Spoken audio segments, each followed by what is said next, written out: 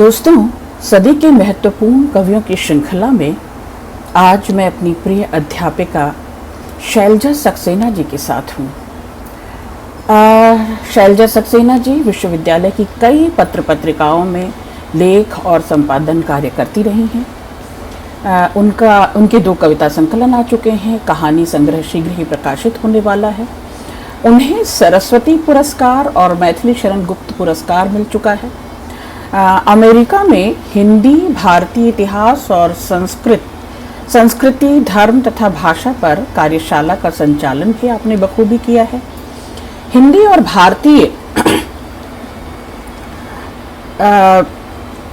और भारतीय भाषाओं और संस्कृति के अनेक कार्यों में न केवल आपकी सक्रिय भागीदारी रही है, बल्कि आप लगातार हिंदी की सेवा और प्रचार प्रसार में संलग्न हैं। आपके कविता संकलनों में क्या तुमको भी ऐसा लगा 2014 में प्रकाशित हो चुका है। सारिका, पांचजन्य, समाज कल्याण, तुलसी, वामा, अनेक पत्र पत्रिकाओं में आपकी कहानियां, कविताएं और लेख प्रकाशित होते रहे हैं। अष्टाक्षर नाम के संग्रह में अन्य 7 कवियों के साथ आपकी भी कुछ कविताएं संकलित हैं, प्रकाशित हैं। चाहे वो हिंदी साहित्य सभा हो कनाडा, आप उसकी पूर्व अध्यक्ष रह चुकी हैं। आपने साहित्य कुंज में साहित्यिक विमर्श और सहयोग दिया है। हिंदी राइटर्स गिल्ड की संस्थापक निदेशिका आप रह चुकी हैं। 2014 और 2015 में न्यूयॉर्क और न्यू जर्सी के अंतर्राष्ट्रीय हिंदी सम्मेलन में कनाडा का प्रतिनिधित्व तथा कनाडा में हिंदी साहित्य, कनाडा में नाटक लेखन और उसकी प्रस्तुति में आप सक्रिय रही हैं। आपने कई पत्र प्रपत्र प्रस्तुत किया है और कविता और कहानी सभा में लगातार आपकी सक्रिय भागीदारी और जवाबदेही दिखाई देती है। साथियों, doctor Shailaja Saxena council of India office तथा अन्य हिंदी की साहित्यिक संस्थाओं द्वारा सम्मानित रह चुकी हैं।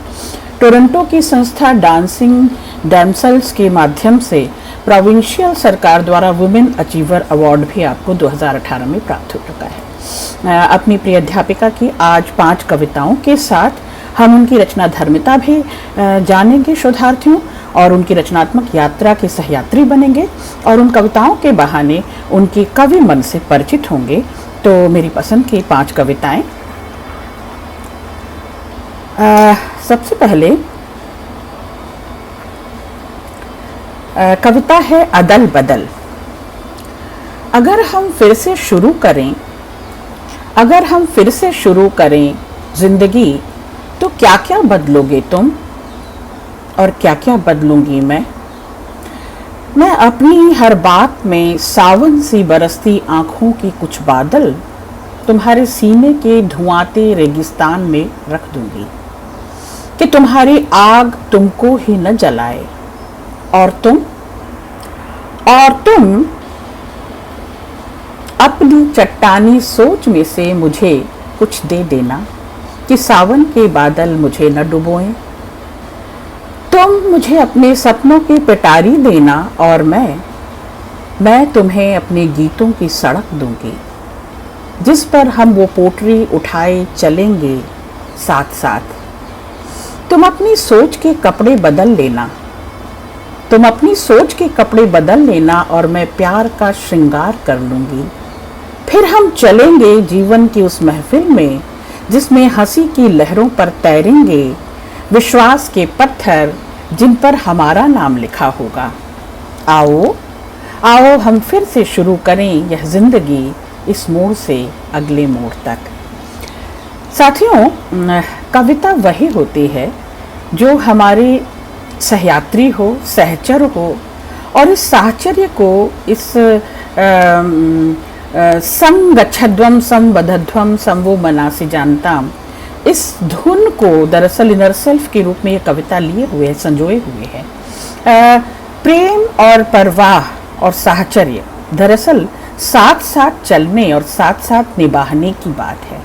यह कविता कुछ तुम्हारा ठोस, कठोर, गंभीर रूप मुझ पर, और कुछ मेरा तरल, सरल, पारदर्शी रूप तुम पर छा जाए, तो कितनी भव्य है कविता।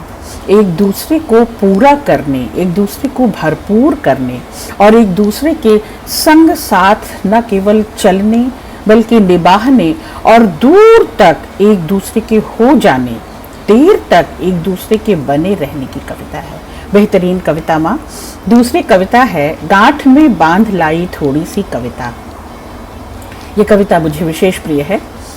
आंचल की गांठ में हल्दी सुहाग में साथ साथ बांध लाई अम्मा की कविता। चावल अनाज में खील की बरसात से थोड़ी सी चुरा लाई जीवन की सविता। मढ़िया की भीत पे सगुन थाप प्रीत से सीने से लगाए लाई थोड़ी सी कविता। मैया ने अक्षर दिए बापू ने भाषा, भैया के जोश से उठान लाई कविता। सासू जो बोलेगी तानी ताने जो गूंजेंगे, तकिया बनाए आंसू पोंछेगी कविता। सासू जो बोलेगी ताने जो गूंजेंगे, तकिया बनाए आंसू पोंछेगी कविता। रौब कोई झाड़ेगा शेर सा दहाड़ेगा, खरगोश सी सीने में दुबकेगी कविता। पेट भले भूखा हो जीवन चाहे रूखा हो, पेट भले भूखा हो जीवन चाहे रूखा हो, जीवन को जीवन बनाए देगी कविता। ऐ मैया उपकार किया मुझको पढ़ाए दिया, मुश्किल की घड़ियों में साथ देगी कविता। आंसू पे गीत पले लोरी में नींद जले, आंसू पे गीत पले लोरी में नींद जले, जीवन को नदिया बनाए देगी कविता। हाँ, माँ इन दिनों लगातार कविताएं पढ़ते हुए लय तुक ताल रिदम संगीत कविता से जाने कहाँ खो गए हैं ये सब कुछ जो कविता को कविता बनाते हैं। निश्चित तौर पे ये कविता अपने सरस मनुहारों और मनोभावों के लिए भरपूर कविता है। ये कविता हम सबको समृद्ध करती है इस जमाने में, और जब कविता लगातार गद्यात्मक रूप लिए हुए है और इस गद्यात्मकता में हम कहीं भूलते जा रहे हैं जीवन के सुर ताल और लय, तो यह कविता उससे भी हमें रूबरू कराती है और हम सभी शोधार्थियों को उस तुक से, उस ताल से, उस संगीत से, उस आंतरिक धुन जो इस कविता में विद्यमान है, जो सरस बनाती है, जो गूंजती है भीतर, दरअसल ये कविता सराबोर कर देती है उन सारी सुधियों में। वो मायके की सुधियाँ, वो माँ के दिए हुए कोयछे में जो कुछ वो संस्कार, प्रीत, मनुहार दे देती है हमें पाथेय में, और लगातार स्त्री माँ की दी हुई उन सारी ममता को संजोए रखती है और संसार को समृद्ध करती है, अपनी संततियों को दुलारती है, बांटती है और सृष्टि का निर्माण करती है। बेहतरीन कविता थी माँ। इन सुधियों और इन स्मृतियों से हमारी संवेदना बनती है, हमारा अनुभव जगत समृद्ध होता है, और अगर ये संवेदन न हो, ये अनुभव जगत न हो और ये सुधियाँ न हो तो कविता कविता नहीं होती। बेहतरीन बेशकीमती कविता माँ। तीसरी कविता है तुम्हारी आवाज़। कमरे में गूंजती है सिर्फ तुम्हारी आवाज़, तुम्हारे निर्णय, तुम्हारी सोच, तुम्हारी इच्छाएं, अंधेरे कोनों में सहमते हैं मेरे सपने, मेरे विचार, मेरे भाव। डर के मारे पीला पड़ जाता है मेरा वर्तमान, डर के मारे पीला पड़ जाता है मेरा वर्तमान, सिर चकराता है मेरे भविष्य का। क्या प्रेम एक तरफा समझौतों का नाम है? क्या प्रेम एक तरफा समझौतों का नाम है? पारस्परिकता है प्रेम, एक लगातार चलता हुआ, गूंजता हुआ, तरल करता हुआ संवाद है प्रेम। केवल दाम्पत्य या साहचर्य नहीं, उस संगीत की तरह जो दो अलग अलग मन को संयुक्त किए हुए, जोड़े हुए, संलग्नता के साथ, बड़ी तल्लीनता के साथ, साथ साथ संग साथ बने रहते हैं। तो यदि प्रेम में वो पारस्परिकता नहीं है, वो आदान प्रदान की बात मैं नहीं करती, क्योंकि प्रेम आदान प्रदान है भी नहीं, प्रेम कोई व्यापार नहीं है, प्रेम लेन देन नहीं है, लेकिन प्रेम में ये इच्छा, ये सहजात इच्छा बनी रहती है, ये आदिम भूख बनी रहती है कि उतनी परवाह, उतना प्रेम और उतनी सरसता और वो मिठास मुझे भी भिगोए, मुझे भी सरस बनाए, और जितना मैं दूं बदले में प्रतिदान ना मिले तो ना मिले, लेकिन वो परवाह, वो फिक्र, वो जुड़ाव, वो संलग्नता बनी रहे। तो यदि निस्वार्थ प्रेम है, निश्चल प्रेम है, निभाने का प्रेम है और सदा सदा बने रहने का प्रेम है, तो इस प्रेम में निश्चित तौर पर वो डिमांड, वो जिद, वो अधिकार बोध बना रहेगा। और ये कविता उसी निस्वार्थ प्रेम की बात करती है। और ये कविता कहती है कि मैं देने में जुटी रही, मैं अपने को पूरा पूरा देकर भी, खंड खंड हो कर के भी तुम मुझे संभाल और समेट नहीं पाए। तो ये एक शिकायत है इस कविता में।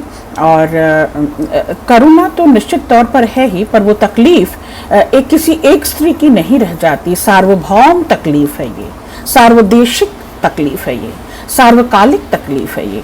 और शैलजा सक्सेना उसी तकलीफ की ओर इशारा करती हैं। अगली कविता है तुमसे न हो पाई। ये कविता जिन्हें मैं माँ संबोधित करती हूँ, उस माँ की कविता, अपनी माँ को संबोधन में है ये कविता। तुमसे न हो पाई माँ, मैं उलटती पलटती रही इस अनुभूति को बहुत देर, दिल और दिमाग के बीच की रेखा पर तौलती रही इसे, शब्दों को पकाती रही संवेदना के भगोने में। तब सोचा कि स्वीकार किए बिना अब कोई चारा नहीं है कि माँ मैं तुमसे न हो पाई, मैं तुमसे न हो पाई।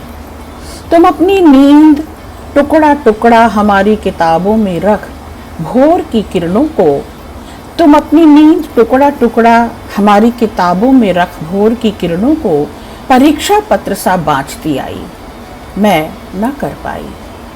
तुम हमारे स्वाद थालियों में सजा अपनी पसंद सिकोड़ती आई, मैं न कर पाई। तुम्हारी प्रार्थनाओं की फैली चूनर में केवल हमारे सुखों की आस थी, तुम कहीं नहीं थी उनमें, मैं न कर पाई। तुमने बोलना सिखाया हमें और खुद चुप होती चली गई। तुमने कभी कहा नहीं परेशानियों में भी कि अब तुमसे नहीं होता, और तुम्हारी हिम्मत मुक्त करती रही हमें अपराध बोध से। तुमने कभी यह भी कहा नहीं कि यह मैं नहीं करूँगी, और चुपचाप हमारे भीतर कर्म की अनेक संभावनाएं बोधी। तुम्हारा मौन तुम्हारी शांति है और तुम्हारी ढाल भी, तुम्हारा श्रम तुम्हारी कांति है और तुम्हारा हथियार भी। तुम्हारा प्रेम हमारे लिए हवा है, पानी है, तो हमारा जन्म सिद्ध अधिकार है। तुम अपनी इच्छाओं को खाद बना हमें फलने फूलने देती रही। तुम अपनी इच्छाओं को खाद बना हमें फलने फूलने देती रही। हमें सोचने की न ज़रूरत हुई न फुर्सत, हमें सोचने की न ज़रूरत हुई न फुर्सत। आज जब तुम्हारी भूमिका में हूँ मैं और उलट पलट कर देखती हूँ तुम्हारा जीवन, तो जानती हूँ तुम्हारी तरह मौन अपने को देते चले जाने की साधना नहीं है मुझ में। मेरा मन देकर भी बचा लेना चाहता है अपना निजी एक कोना। अपने को पूरा दे देना संस्कृति नहीं अब हमारी निजी अस्मिताएं हैं जो तौलती हैं हर संबंध में मिलने और देने को, और अक्सर पैदा करती हैं कटुताओं का उलझाव जो तुम में नहीं था। तुम साफ नीला आकाश थी, हम ढके हुए एक कोमल घास वाली धरती जिस पर खेलते थे हम निश्चिंत। तुम साफ नीला आकाश थी, हमें ढके हुए एक कोमल घास वाली धरती जिस पर खेलते थे हम निश्चिंत। तुम्हारे आशीर्वादी सूरज की गुनगुनाती धूप से ढकी।